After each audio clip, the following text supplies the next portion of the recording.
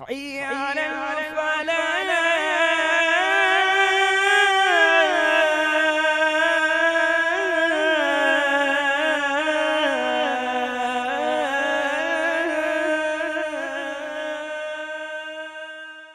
جس اللہ تعالیٰ نے ہمیں پیدا کیا اور اشرف المخلوقات بنایا، وہی اللہ کھلاتا ہے، پلاتا ہے، جلاتا ہے، مارتا ہے، صحت عطا کرتا ہے، تندرستی دیتا ہے، بیماری دیتا ہے، شفا دیتا ہے، ہر چیز کا دینے والا وہی اللہ۔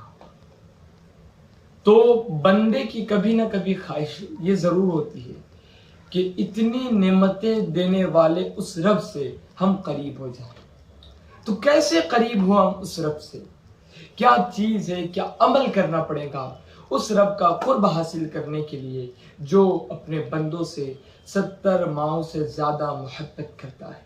وہ رب، وہ اللہ، وہ خالق، وہ مالک جو جبار ہے، قہار ہے، ستار ہے، رحمان ہے، رحیم ہے، وہ جو دلوں کے بھیدوں کو جانتا ہے، انسان کیا کرنے والا ہے وہ سب کچھ جانتا ہے۔ اس اللہ کا قرب کیسے حاصل ہو؟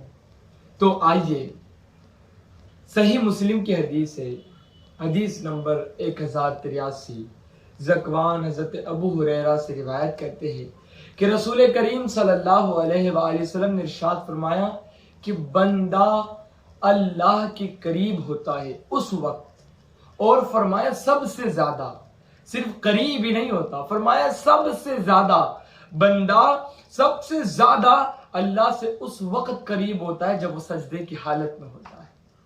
تو حضور نے فرمایا سجدے میں جا کر گڑ گڑا کر دعا کیا کرے۔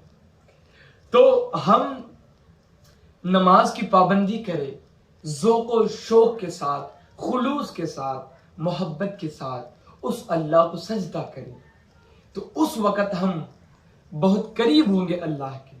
اور اگر بندہ سجدے میں جا کر دعا کرے تو اگر وہ یہی دعا کر لے کہ اے اللہ میں تیرا قرب حاصل کرنا چاہتا ہوں، تو اللہ رسول اللہ نے تو فرمایا سجدے میں کثرت سے دعا کیا کرو، تم اللہ کے قریب ہوتے ہو، یعنی اللہ ہماری دعا کو سنتا بھی ہے اور قبول بھی کرتا ہے۔ تو ہم سجدے میں جب جائے تو یہی دعا کر لے، یا اللہ تیرا قرب عطا فرما، وہ خالق مالک اللہ پروردگار آپ کو اس کا قرب ضرور عطا فرمائے گا۔